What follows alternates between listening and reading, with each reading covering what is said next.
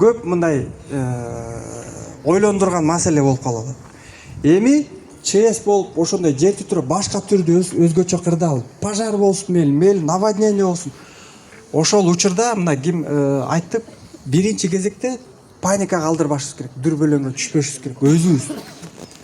Паникага түштүңбү, уже болду, анда сенин действияң вообще контролдон чыгып кетет. Без контролуна сен 5-чи этаждан дагы секирип кетишиң мүмкүн. Мына өткөн жылы Кыргызстан Казакстан ортосунда жер титирөө болду. 24-жылы Бишкекте ким жашаган болсо билет, түнкү саат 12-де 5 балдык жер титирөө катталган Бишкекте. Ошондо мына Бишкектин ичинде паника. Көп кабаттуу үйдөгүлөрдүн баары көчүп чыгып, бүт жер үйлөргө качып ушундай болгонбуз. Заправканын баары пробка, магазиндин баарына пробка кылып, бакы апокалипсис деп акыркы күн болуп аткандай иш-чаралар болуп кеткен. Анан дагы жана WhatsApp группалардан туура эмес маалыматтар тарап кеткен. Ой, дагы экинчи жолу жер титирейт экен. Андан күчтүү болот экен, эмне кылабыз деп. Көрдүңүздөрбү? Адамдар өздөрү менен өздөрү туура эмес маалыматты бирөө таратты, ошо менен момча мына 100дөн ашык киши паникага түшүп туш тарапка тарап кетти. Андай болгон жок, андай катталган жок. Ошол бир жер титирөө менен мындай өтүп кетти. Ошондо биринчи кезекте бул өзүбүздү колго алып паникага түшпөйбүз. Экинчи безопасный места дейбиз, мына коопсуз жерлер, имараттын, үйдүн ичинде болсок, бул эмне? Үйдүн бурчтары, основной несущий стена дейбиз, бакы дубалдардын бурчтарына турабыз. Мына угол турбайбы мына? Ошо дубал деп элестетели, ошо бурчка сидя отуруп, ошол жерде тынчтыкты, өзүбүздүн коопсуздугубузду сактайбыз. Бияка бир эле киши турбаш керек. Бияка бир 2-3 киши. Көп болсо, аудитория класстын ичинде боло турган болсо, 20 окуучу да, 20 окуучу 5-5те 4 бурчка бөлүнүп кетиши керек. 5 бияка, 5 тигил, 5 ушундай. Ошондо биз өзүбүздүн өмүрүбүздү сактайбыз. И турганда да кандай? Катуу нерселерди, китеп болобу, ноутбук болобу, доска болобу, ошону башыбызга кармап турушубуз керек. Себеби үстүндөгү нерселерде чөт, потолок чөт, шыбактар чөт, оор нерселер бар. Ошол биздин коопсуздугубуз. Андан кийин кайсыл жерлерге дагы турбайбыз. Опасный места бул эшик, терезелер. Окна да, вот терезелер турбайбы? Ошо терезенин мына стена болсо, терезе болсо, ошо терезенин маңдайына турбайбыз. Себеби бул терезе дагы жанагы процесс смещения деп өтпөйт, жылышуу процесс болгондо үйлөр, зданияның бар кыймылдайт. Кыймылга келет. Ошондо чоң кысылуу энергия процесс менен бул айнектердин баары сынап, учат. Эми учканда, сынганда кандай сынат? Баарыбыз билебиз. Мындай уштуу, острый, мындай кесип кете турчу форма менен сынат. Бул октон да ылдамдык күч менен учат. Ошол себептен айнектин маңдайлары дагы өтө кооптуу. Ошол эле лестница, ошол эле лифт, ошол эле балкондорго вообще чыкпайбыз. Категорически запрещен. Себеби мына балконду карасаңар, мына балкондор турат мына. Балкондун астында деген эмне? Бир мындай опора турабы, тирөөч. Эч кандай тирөөч жок, бул козерок жөн эле мындай эле өзү эле нагрузка менен турат. Анан онобуз ошол жака чыгып алсак, жер кыймылдап атса, стенанын баары кыймылдап, бул өзүнөн өзү түшүп сынып кетиши мүмкүн. Бул основной несущий болуп эсептелбейт. Ошол себептен мына могул балкондор бизге дагы коопсуз болуп сезилиши мүмкүн. Корккондо адам ондай сыртка чыгып калсак эле, биз мына безопасный жерде турабыз, хоть секирип кетем деген ой келет. Бирок андайга биз вообще кадамга барбашыбыз керек. Бул өтө кооптуу. Ошол эле лифт, подъездердеги мына лифт дагы кандай? Ал жерде электричество иштейт, ток менен иштейт. Трос менен асылган, 10-чы этажга чейин трос менен жана жип менен чака менен илип алгандай эле нагрузка менен турат. Онобуз кирип алсак, трос үзүлүп кетиши мүмкүн. Мына өткөндө кайсы бир жаңы курулуш имаратта лифт үзүлүп кетти. Дагы жакшы адамдар жок, жоксо мындай жакшы эме менен бүтүптүр.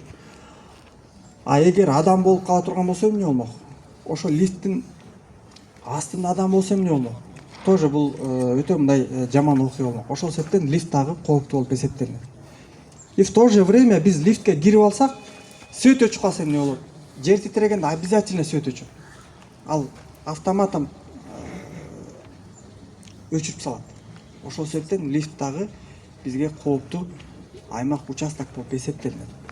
Коопсуз жерлер бурчтар, эшиктин могу босоголору дейбиз, проемдор, коопсуз жерлер. И ошондой эле зданиядан чыкканга аракет кылыш керек. Эгерде биз биринчи этажында жүргөн болсок, 15-20 секундта сыртка чыгып успеть этишибиз керек.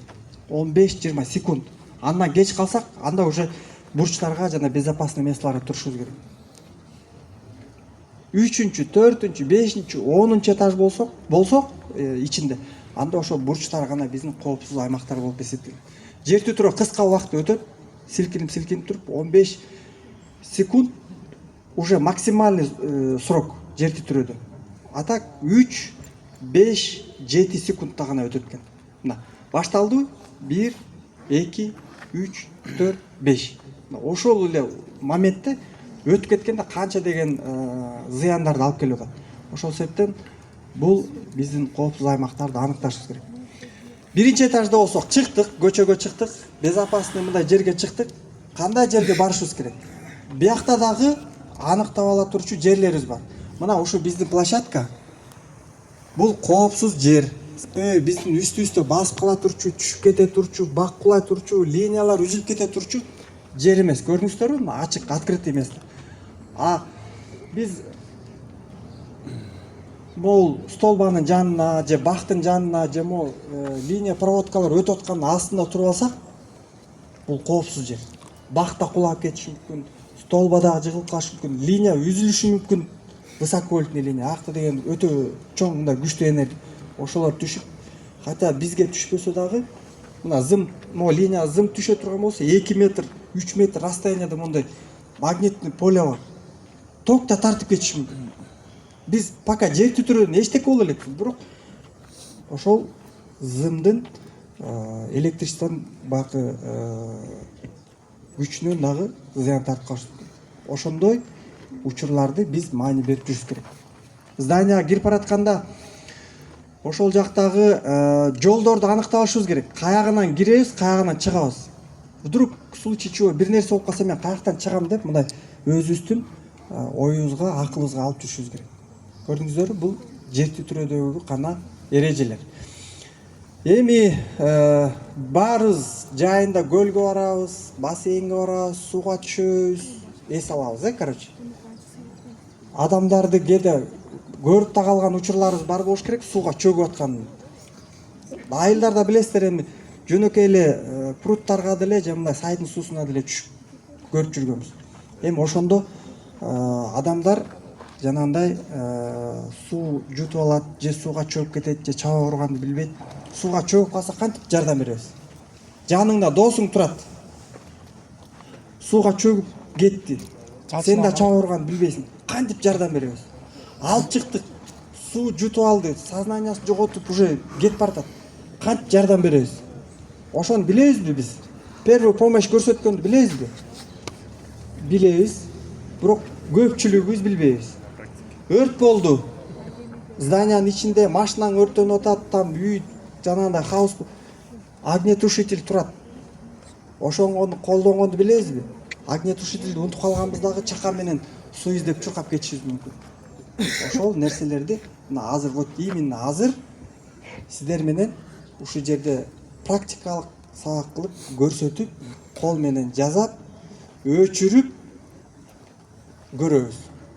Анан ошо силерге мындай эми аны телефондон деле, там Instagram, TikTok баардык жерден көрүп алсак болот, биз көрсөтүп аткандан дагы жакшылары бар. Бирок кол менен ошону кылып көрсөк, огнетушителди биз кармап көрдүк белек. Барбы ошону кармап мондай өчүргөндөр? Реально мондай. Бирөө бар, экөө бар, дагы 3-өө, 4-өө. Калган мояктагы 100-өөбүз болсок, 96-быз эмне кылабыз? Карап отурабызбы 4-өө? Көрдүңүздөрбү? Андай эмес, ошону биз дагы эмне үчүн бул 4-өө билиш керек, биз билбешибиз керек. Ошол себептен ошондой жакшы эрежелерди билип алышыбыз керек. Допустим, кровотечение болсо, ДТП болуп атат, түрдү, жыгылып калып атат. бутун сындырып колун сындырып алып атат. Ошондо дагы биз туура перелом болсо ошону туура мындай байлап алгачкы медициналык жардамды көрсөтүп коюуну дайыма билип жүргөнүбүз жакшы. Анан кийинки кырсыктар эми бул техногендик кырсыктар деп айтылат. Бул кандайдыр бир техникалык себептерге байланыштуу. Мисалы ДТПлар эки машина сүзүшүп атпайбы? А бул автомобилди ким жасаган? Ким жасады эле? Адамдар, кишилер жасаган да, өзүбүз жасаганбыз да. Телефонду ким жасаган? Корабльди, вертолет, самолет, космический, жанагы ТЭЦ, ГЭС, бүт ошонун баарын өзүбүз жасаганбыз. Өзүбүз үчүн, турмушта пайдаланыш үчүн, телефонду зарядташ үчүн, жарык алыш үчүн, жылыныш үчүн. А бирок ошол толтуруп болот.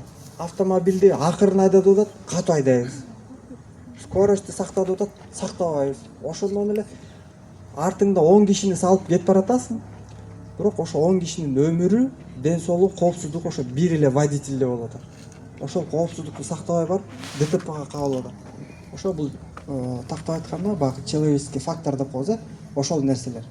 Экология бул айлана чөйрө мына бизди курчап турган жаратылышыбыз. Ошону дагы биз туура сактаганга аракет кылышыбыз керек.